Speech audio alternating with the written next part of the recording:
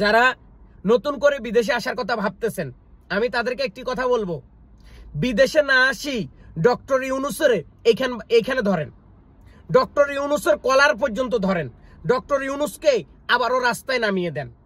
কি জন্য জানেন?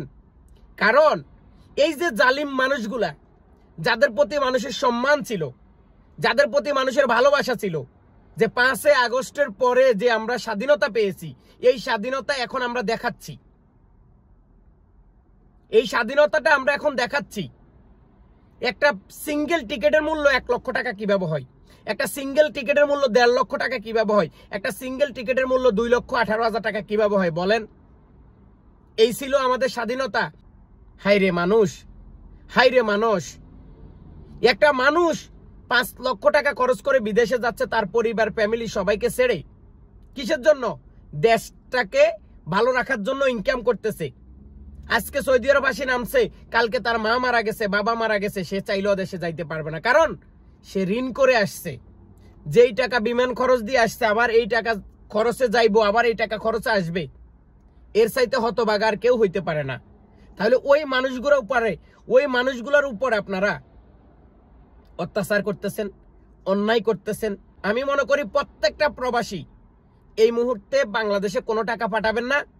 ডক্টর ইউনূসকে প্রবাসীদের মুখামুখি হইতে হবে এবং ডক্টর ইউনূসকে এই মুহূর্তে বাধ্য করতে হবে যে বিমান টিকেটের উপরে এবং প্রবাসীদের ভিসার উপরে এত বেশি কেন ভ্যাট বা এইরকম সিন্ডিকেট কারা করতেছে। 2 দিনের ভিতরে এই খোঁজ খবর বাইর করি এবং আগের সেই সাবেক 40,000, 30,000, 50,000 টাকার মধ্যে বিমান টিকিট নিয়ে আসতে হবে। এবং ইদারিং ভিসার দামও কিন্তু অনেক বেড়ে গেছে। ভিসাও কিন্তু 4 লক্ষ 5 লক্ষ টাকা, শুধু ফ্রি ভিসাতে আসলে 2 লক্ষ 2.5 লক্ষ 3 লক্ষ টাকা দিয়ে আসা যায়। কিন্তু ফ্রি ভিসা আসি আপনি কাজ কোথায় পাবেন, কাজ কোন জায়গায় থেকে খোঁজ করবেন?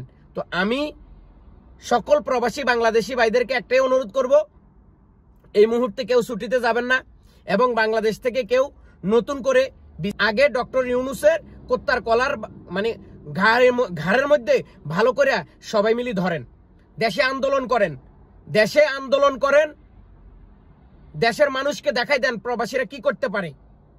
আপনারা চুপ থাকলে হবে না, আপনাদের এই চুপ থাকাটাই কিন্তু আরেকজন মানুষের ক্ষতি করতেছে। যারা ফেসবুকে লিখতে জানেন, যারা ফেসবুকে কন্টেন্ট তৈরি করেন, যারা ফেসবুকে কথা বলেন, তারা অবশ্যই এই দ্রুত এই সরকারকে প্রবাসীদের মোকাবেলা কথা বলার জন্য তাকে জোর করতে হবে। কেন প্রবাসীদের উপরে এই অত্যাচার, কি কারণে প্রবাসীদের এই রকম টিকিটের মূল্য দিতে হইতেছে, এই বিষয়ে আপনারা জবাবদিহি করেন। যদি জবাবদিহি না করেন তাহলে হবে না। সবাই কিন্তু সবার যে চাহিদা সেটা কিন্তু পূরণ করতেছে, কিন্তু প্রবাসীদের চাহিদা কোনো সরকার পূরণ করতেছে না। আওয়ামী লীগ বলেন, বিএনপি বলেন, জাসদ বলেন, জামাত ইসলাম বলেন, সবাই কিন্তু সবার স্বার্থ উদ্ধার করতেছে, কিন্তু প্রবাসীদের স্বার্থ নিয়ে কথা বলার মতো কেউ নেই। 2-1 জন সাংবাদিক আছে, তারা হচ্ছে সাইমসা, এরা হচ্ছে বড় সাইমসা। এরা শুধু ফেসবুকে ইনকাম করার জন্য, টাকা কামাই করার জন্যই কথা বলে, কিন্তু বাস্তবে কোনো প্রবাসীদের কথা বলে না।